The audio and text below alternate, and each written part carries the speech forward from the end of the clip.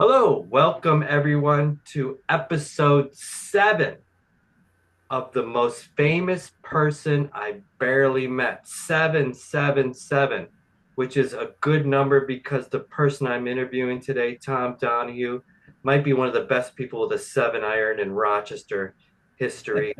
Great golfer, great bowler, great person. Even more, I grew up with him in the great town of Greece, New York. Rochester, New York. We went to the same high school. We played on the same soccer team.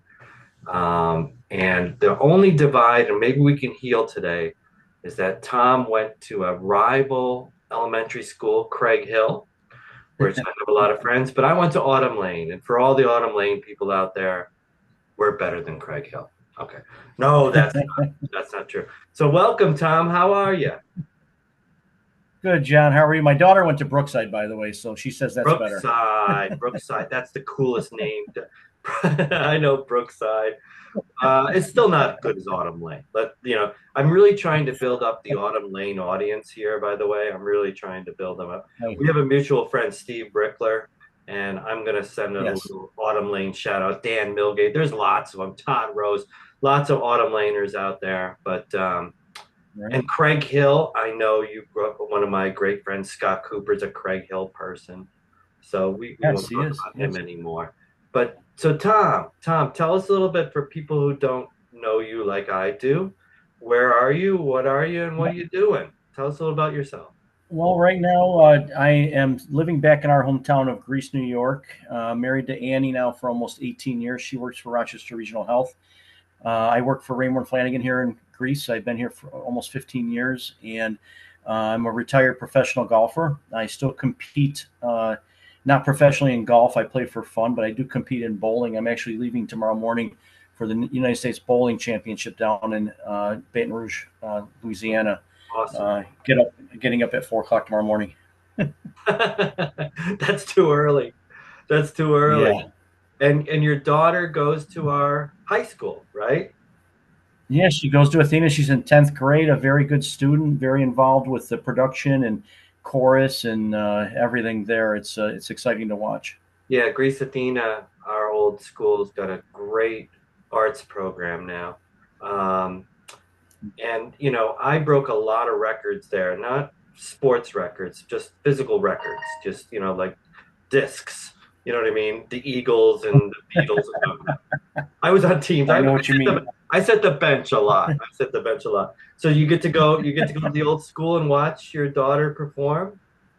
Yes, we do that probably once every couple of months when there's a recital or performance or production with the production crew. And this year was Footloose, so it's fun to watch.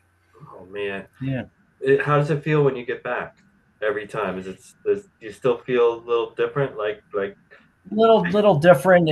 I'm walking down the halls. It still looks the same. I can't remember where my locker was. I remember my combination though, but a which lot is of kind of people weird. buy that locker. A lot of people buy that locker. No, it's everybody goes through the main entrance, which is now on the back of the school, which was different when you and I went. It's all Yeah. secured now, and but it's still it is quite a place, quite a Oh, place. it's a beautiful. We were very lucky, but I think I think I went back maybe a few years after I graduated college. The only thing that I can't believe was like I was here. It feels small and it feels big. It just feels so different than when you were a kid. Right. But it's really a nice, great grounds. And where do you play your golf locally now? Where'd you I play golf out at Deerfield Country Club in a Thursday night league that actually starts next week Okay. when I get back from New Orleans, and it goes all summer. We just finished bowling. We bowl at Sunset Lanes and Gates. I just finished that up last week, so we go from one into the other one. My wife's happy about that, or not. I used to love. I love golf. I love bowling, and I'm bad at each. When I was young, I used to bowl in a league, and I was really good for about 8 frames, and then I'd go buy French fries, and my hands would Ah, get all greasy, and I would just be a terrible bowler. We bowled at Maiden Lanes. Remember Maiden Lanes? yeah, I Yeah, remember I bowled there as a kid too. Yeah, yeah. before that, Lions Den. Wow. Tommy, how did you get into golf and bowling? I mean, because you're I so good got at into both. golf. I was when I was 12 years old. My dad got my brother Bob and I out on a golf course, and I remember just hitting a ball for the first time. There wasn't a driving range back then you could practice at, and I ripped it down the middle. And I said, "I love this game. This is easy." I haven't done that since, but Were you yeah, I got natural? Were you a natural? You just kind of knew what you were doing? I got really good in college and then after college. And when I moved to Florida back in '80, I graduated. I went to Buffalo State. When I graduated from Buffalo State, I turned professional and I moved to Florida in '87. Okay. And I was at three big resorts down there for a better part of 18 years. I was a director of golf, head golf pro, but I competed a lot in the mini tour events in Florida, and that's where I really got good. I was an alternate in the U.S. Open back in '97. Did Wow. not get to play in it, but it was probably the peak when I was at my best. And then bowling I've done since I was probably 7 years old, and I average right now. I think I was down to 212 this year, but it's down from last year. But it's still, I compete. I love it, John. I tell my kids and the people that I play golf with and bowl with, if I see people throwing golf clubs all the time. If I ever do that, I'm done. It isn't for them. You're outside, you're in fresh air, the birds are singing, the grass is growing, the sun is shining. Enjoy it. There are a lot of people that can't do that. And Oh, I that's just have so amazing. much fun doing it. I have fun bowling. You'll never see me throw anything. I don't Hmm. curse when I'm bowling, maybe to myself, but I just have fun with it. And It's you gotta have. that's really beautiful. It's probably why you're good at it because you're at peace. You seem like, you know what I mean? Like, and you're so grateful, you know. I remember I went golfing with my sister's boyfriend. I won't give his name. And he was just the opposite of you. He was so mad. We played Braemar, and he threw his Oh yeah. club up, and it got stuck in a tree. And it was like, and it was like his good club, and I'm like, we're not getting it. Um, what do you think the similarities in bowling and golf that make you so good at both? I think it's hand-eye coordination, John. My eyesight, I have to go according to my insurance once a year for an eye check, and the doctor says there's nothing he can give me that would make my eyesight better. At Whoa. 60 years old, I'm blessed with having bright blue eyes, and they're light sensitive, but I can see everything. I can see a spot, whether it's on the golf course. I took lessons. Jack Nicklaus gave me a good pointer probably 40 years ago. I think I was at the PGA Championship here in Rochester, 1980. There you go. And I've never forgotten that. And basically, Jack said, Tom, when you get up to a golf hole, I take a look down the fairway. I see the middle of the fairway. I look once because if I look twice, then I see the trees, the water, the bunker, what have you. I look down the middle of the fairway, and that's what I aim at. You don't get any other second thoughts into your head or what you're trying to avoid, and you can stay focused on the moment. That is so cool. The Yeah, golden bear, right? When the the golden bear. greatest. Yeah, yeah. Um, so your eyesight is stellar. It's just like something. I mean, and you listen, I'm 62, young people out there, and it's my eyes aren't even close. Um, so hand eye, so you could always kind of just that you don't teach that, right? That's just there, right?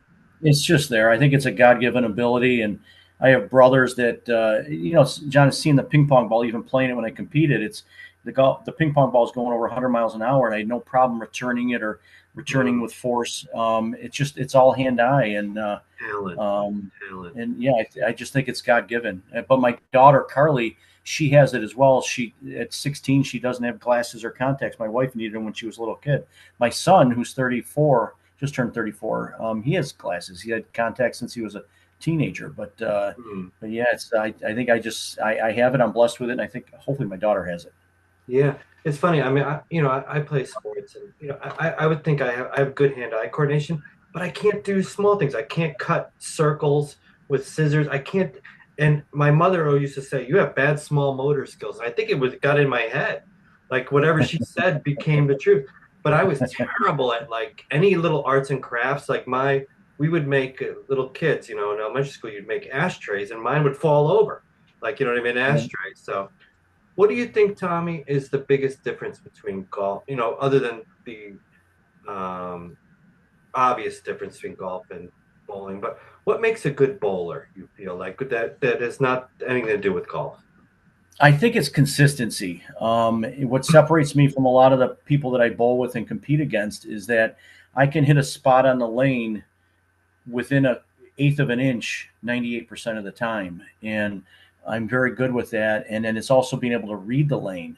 Mm, It's like reading a putting green when you're playing it. If you can't, whether it's plumb bobbing or whether you're trying to read the undulation or what have you, or the speed uphill or down, you've got to be able to read that. Well, in a bowling alley, every bowling alley looks the same, but every bowling alley reacts differently. And oh, it could be the oil that's on it. It could be the structure of the pins. But in most cases, it's just how they oil the lane. And that's why we go out and we practice. We'll get 10 minutes of practice before every uh-huh. competition. And you're trying with only 7 or 8 shots, trying to figure out what the oil pattern is. God, I love that answer. It's funny when I talk to people like you are really good at things. What you see is, of course, there's talent there and there's natural, but they study it, right? I mean, this is Yeah. like, a wild comparison, but like Van Gogh, everyone says Van Gogh is the greatest artist because he was just a genius. He was just a wild Right. genius. And then when they study Van Gogh's paintings, they've done like X-rays and all that. Every brushstroke was like 100 strokes to get that.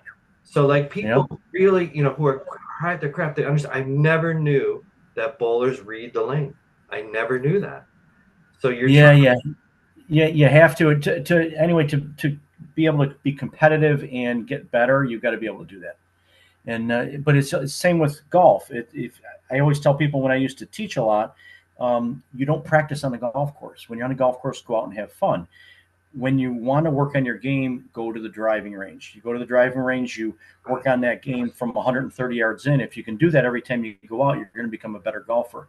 Most people, when I give a golf lesson, they want to work on the driver. Why? Because they hit it the farthest. But you are only hitting a driver 13 or 14 times during a round of golf. Your shots of 130 yards in, that's 80% of the time. But it's nobody ever practices it, John. If you God, practice those shots from 130 yards in, right down to the chipping and putting, you can. That's where you can break 80, break 90, break 100 for the first time. that's free advice out there, kids. That's good. That's good. Which is more demanding physically, bowling or Pardon me. I'm sorry, I missed that, John. what's more demanding physically, bowling or golfing? Uh, Boy, what a great question. Bowling is done in 2.5 hours. Golf takes 4.5 hours. In the sun, it's probably the hardest. I had a little bit of cancer surgery on my chin a few months ago. I think if I told my wife that I had stayed a professional golfer and outside, John, I know I have friends that are been in the business for their entire life and they're missing tips of their ears. Yeah. I think physically golf is it, but now like I have packed for we're playing golf in New Orleans and Baton Rouge, and I have a big sombrero hat that I have to wear. My Like wife's just Kiki making me wear Rodriguez, it. right? Yeah, Yeah, exactly, and still put on sunscreen while I'm doing it. But yeah, we're not getting any younger. Time is catching up with us, but you got to take care of yourself. that's true. What about mentally? I mean, because 2.5 hours, is it like just like an intense focus for to or and I know golf's longer, but maybe the walking Yes. in between, maybe that's more relaxing. Golf is definitely more relaxing. Bowling is more muscle memory because every shot, every first shot can theoretically be the same. In golf, every shot is different. It requires different focus skills. It requires different ability. Whether you're hitting a driver, a long iron, a fairway wood, whether you're chipping or putting, everything is different, and that's why I love the game of golf. And I am hopefully I can do that for the rest of my life. It's a fun game. John, I was in a business for a long time where how can you not enjoy it? People are coming in to go play golf. Who no one's ever mad doing that. Yeah. It's You've never golfed with it's me. I just start screaming at myself. Um, that's it's all so. right. I'm, well, I admire you, and you grow up with people, and you know about people, and it's always. I'm gonna ask you to tell the story, but the one thing I always tell people, I grew up with a guy who, in one day, hit a hole in one and had a 300 game, and they're like, "Get out of here!" I'm like, "It's true." So tell us about that. Yeah, so it was May 10th of 1999. I was playing golf at Greenleaf Resort. I was the golf pro there. we had 3 golf courses, and the fourth hole on Greenleaf West, which Fred Couples, who now plays on the Champions Tour, called the toughest par three he's ever played. Hmm. I actually played golf with Fred Couples, but anyway, there it's 230 yards, and there's out of bounds left, right, and over the green, but there's bunkers, pot bunkers that surround the green. It's a tough shot. I played it from 222. I hit a 2 iron, which I don't even carry anymore. I hit a 2 iron up onto the green, and I could see the ball. I knew it was close to the hole. One of my assistants, Greg Coffin, was the first to the green, playing with Tom Rittenau and Rob Giles. And Greg went up to the green and said, "Tom, I don't see your ball." And I'm like, "Great." I figured a dog came by and grabbed it or something. He went up and looked at the hole, and the ball was in the hole. I'm like, Oh "You got to my be kidding." God. I thought somebody was messing with me. I'm like, "Okay, with a 2 iron, John. Who hits a 2 iron with a hole with a 2 iron?" And Not then me. Not me. I know, I know. So I had to quit early from golf. I'm in a bowling league at Cypress Lanes in Winter Haven, Florida, and I go out there and people are asking me about the hole in one. And in the first game, I get the last 7 strikes, and I'm really feeling it. I'm bowling with Vespin Castor and Debbie Sachs, who are two dear friends of mine. And I told Vespin, I said, Vespin, I'm going to do something in this game that I don't think anybody's ever done. He goes, "What? Did you see how I finished the first game?" He goes, "Yeah." He goes, "I'm going to light it up this game. Every one of them. Watch." I was so focused, and I Whoa. nailed all 12 strikes for it. I Whoa. was I was white. I'm like I didn't know what to say. People were hugging me and whatever. They were making announcements, Oh my uh, God. and then I got the first 7 in the third game, so I actually had 26 in a row. And Oh, but I was absolutely on fire, and I will never forget it. They actually there's an Orlando production company. There was a big article that's actually in my man cave uh-huh. that written about the day, and then an Orlando production company actually made a TV show about it. It's 27 minutes long. My daughter Ah, actually posted it on. It's on YouTube. It's okay. trying to think, hole in ace or hole in one in 300 games same day, and it's me in it. They interview me. We go out to the hole and talk about the day and what happened, and it was just pretty neat. Amazing. Is it been done before? There are people that actually I was corrected. Guinness Book of World Records has recognized it, but they don't have a classification for it. Ripley's Believe It or Not has recognized it. ESPN, CBS, they all recognize it as being. I'm the only one to ever do it. Matt Lauer, when he Oh, was still on TV, I actually have the article. Matt Lauer interviewed a guy that did a hole in one day and a 300 the next day, and Matt Lauer that's actually nothing. corrected him That's when he nothing. thought he did something no one's ever done. Matt corrected him and said, "Actually, Tom Donahue," and then he goes on to tell him what I did. So it's kind of neat. Yeah, oh, Yeah, more than neat. That is something to hang your hat on. yeah. Unbelievable. And how many My, hole-in-ones have you had in your career? just the one. Just the one. And how many perfect games bowling? 10. 10. 10. That requires a lot. Last time I bowled, I got a 105. I don't think that's There you close go. to it. Yeah, it's pretty good. And that was with the As long as bumpers on the side. The bumpers on the side. as long as you had. If you had the bumpers, Tommy, would you ever not get a strike? Would it be like would you bowl 300 every time? I don't throw gutter balls, so I don't know. I still keep it on the lane. You look down on the bumper people, the bumper people. No, not at all. Not at all. Nope. I'm just, why don't we have bumpers in golf? They should have little, I know it's called miniature golf, but like on the big Right. courses, right? Oh, that's, Right. I actually drove by putt putt this morning. It's I still love there. putt putt. I love putt. But so interesting, so interesting. All right, so before we ask the reason we're here, the most famous person here, but I always ask a mystery question. I always ask the same thing. I always ask if anyone has ever met Bigfoot, because if they have or seen him, then I say we stop the interview and that's all we talk. But Tom, have you ever golfed with Bigfoot? Have you ever seen Bigfoot prepping around the Cypress golf courses? Have you ever seen Bigfoot? I swear, John, I owned a bar down in Rush called the Rush Creek Site Inn years ago, and Yeah. we had fields out back. And I was in a golf league down there at Wildwood, and I had a little bit too many libations, and I Too went out many back, Diet and Dr. I Peppers. swear I saw him, but it's unconfirmed. It could have just been a really tall person from Rush. They're Could big. They could have been, yes, they wear yes. heavy coats. And please tell me you were drinking Jenny beer, our home beer, please. All right. Jenny Light, and now my favorite is 12 Horse Ale, which Jenny makes also. Oh, little shout out to Genesee beer. There you go. My father, God love my father, rest in peace. He thought Jenny 12 horse was like Cristal champagne, right? If someone brought him a 12 horse, he's like, don't drink it. Save it for a Yep. special occasion. Special Yep. occasion. Well, It you're very is. fun, Tom. Very fun. All right, regale us. So, all right, so we know this young man next to me is a great golfer, a great bowler, been all around, met many lots of things, saw Bigfoot drinking outside a bar in Rush. Tell us, who is the most famous person or people you barely met? I played golf with President number 41, George H.W. Bush. That's the golf ball I got with the presidential logo, number 41. We Whoa, played okay. golf. Yep. Well, look And at it was that. cute because, yep, Barbara was calling him about every 20 minutes, even though Secret Service was all around, just to make sure he was okay and having fun. It was the cutest thing.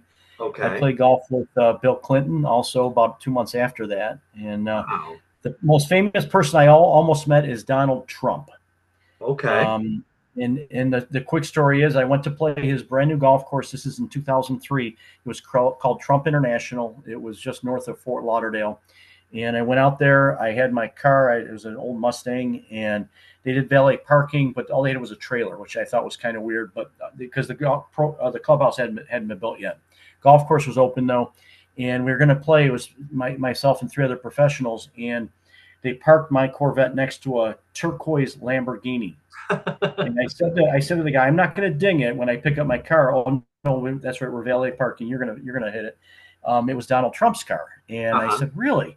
And this is obviously long before he was president, but he was out on the golf course. And the deal with Donald was nobody teed off within 90 minutes in front of him or 90 minutes behind him. Okay.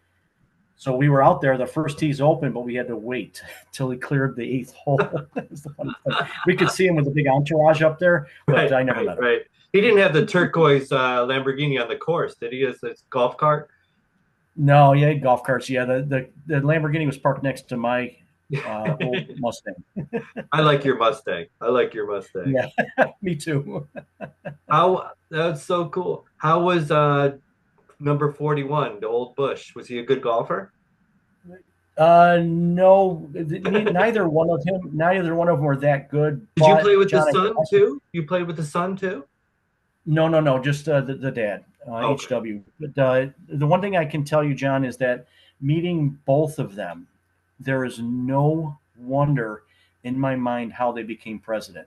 Mm, Regardless of what happened when they were president, they were both very genuine, very mm, professional, very kind, and I yeah. will never forget that, both of them. And Well, um, to it's meet it's them, just, it says a lot about our country and who we get in there, and whether you love them or like them. I have so much respect for those two guys that I played golf with, and I will cherish those moments for the rest of my life. of course, that's really nicely said, Tom. Too. It's true.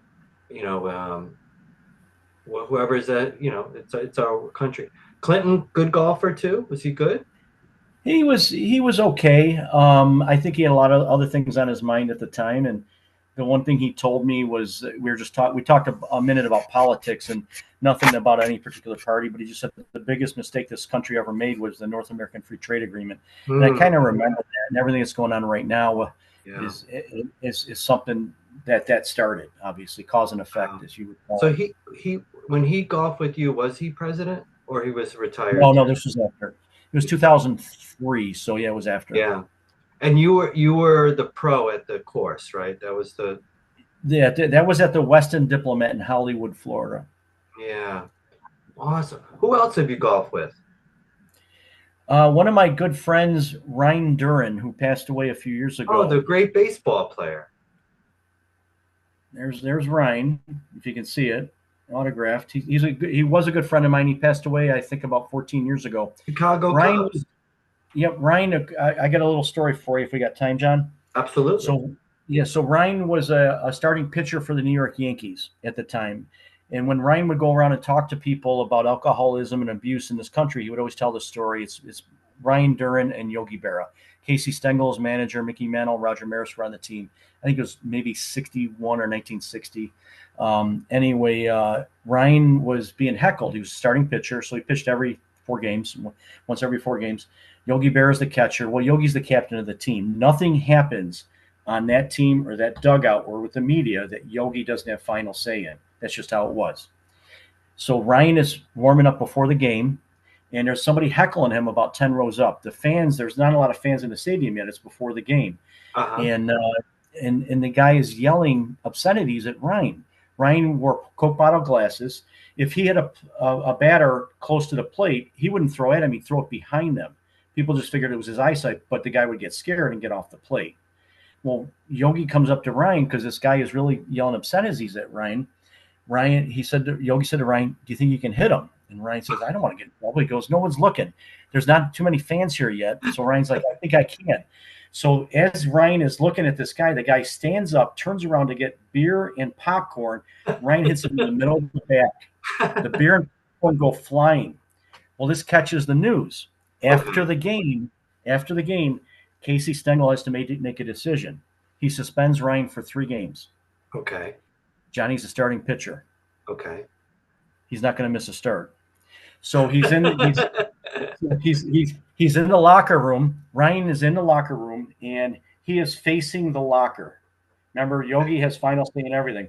Well, Yogi is upset because Ryan's getting all the attention because all the media is asking him about what happened before the game. And all the cameras there are facing Ryan, and everybody else is behind Ryan. So Ryan gets home from being interviewed, talking about it. And well, it's Casey has suspended me for three games, and somebody laughed. He says, "Well, you're not going to pitch till the 4th game." He just chuckled. So Ryan gets home. He gets his family in front of the TV. We're going to put on WPIX because they were the ones interviewing him.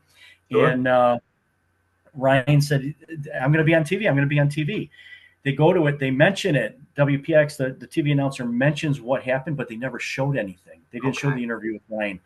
And Ryan goes the next day to the reporter and said, you guys interviewed me. This thing happened. Why wasn't it on TV?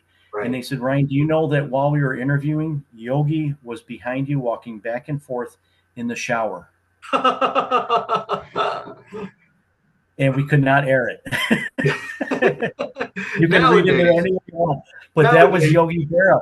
So somebody else was getting all the attention, and Yogi was jealous, and that's what Yogi did about it. Sure. He was maybe he was an OnlyFans way before there was OnlyFans. Yogi Berra.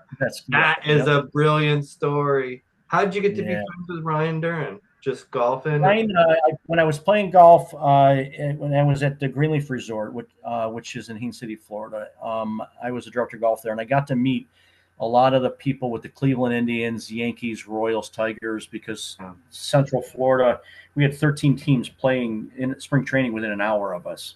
Okay. And Ryan, we became friends. We played golf together, and we just stayed in touch throughout the years. And he was just a great guy. Yeah, no, brilliant player. I love that Yogi Berra story. How funny. So before we close up, of course, I want to ask you about one of our shared passions because I love the Buffalo Bills. You grew up in Rochester. Actually, when I was a little kid, I was a Redskin fan, but now I'm a huge Bills fan. I know Tom is a Bills fan. How are we going to do this year, Tom? I was very funny. I was a Dallas Cowboy fan growing up, and then when I moved to Buffalo for college, I became a Bills fan, and they were 2-14 the years I was at. They were so rotten when we were young. We just sort of I think it's fun. All my friends, Steve Brickle, you were Cowboy fans, or you were a team that was winning at that point. Like Sean Coyle was a Viking fan. Washington Dolphins. I was a Washington Dolphins fans. Buffalo was terrible, but then Buffalo got good. So what do you think? You go to games, right? Yeah, I do. I try to. We're finding it's cheaper to go to away games now than go to Buffalo. But we try to get to 1 or 2 games a year. We went to Cincinnati. We've been to Baltimore this year. I got to talk to my brother Bob to find out where we're going. But we're going to do a road game again, I think. I am optimistic. Brandon Beane was on the radio. I think a lot of people have heard about the interview a couple of days ago where we saw a different side of Brandon, but he's very passionate as our general manager. I am optimistic, John, about the team. We have to find a way to stop Kansas City. And by our 5 draft picks being on defense, I think Brandon Beane attacked that. and I think we're going to be fine. We have Josh Good. Allen. We have number 17. You Oh. could put you and I and Brickler could be receivers for him. Josh's favorite. I don't know about me. I don't know. Brickler and you got the great hand. Brickler can still move a little bit, but I A think little bit. I think his personality would clash with Josh Allen. He's no. Um, I'm going to say something petulant here. I blame the referees. Okay, I blame. Yeah, I'm sorry. I know. That's all I'm going to say.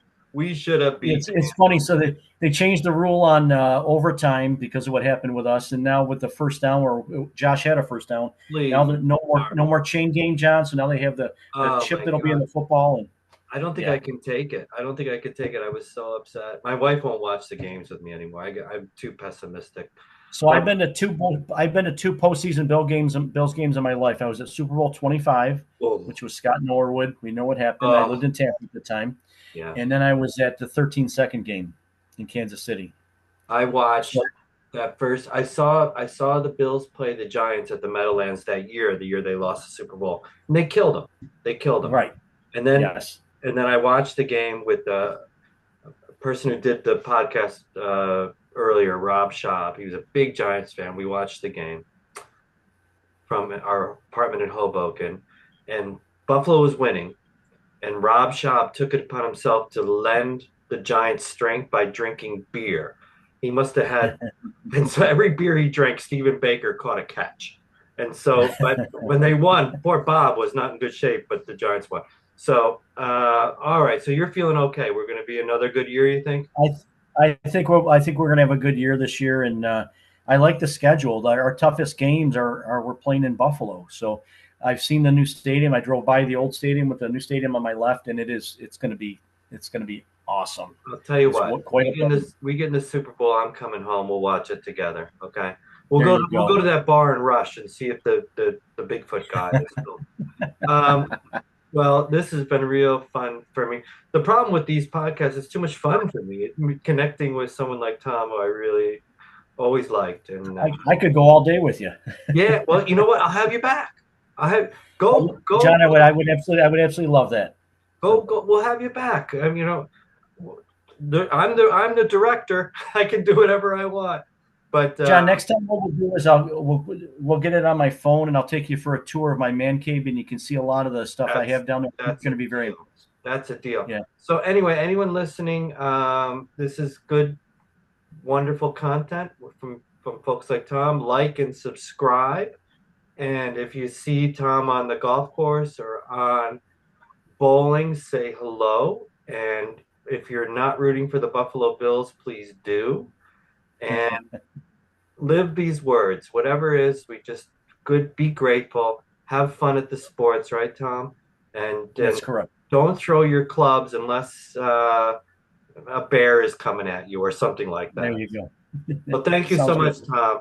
All right. Thanks, John. Have a All right. good day. Bye Thank bye. you. Bye bye. Bye bye.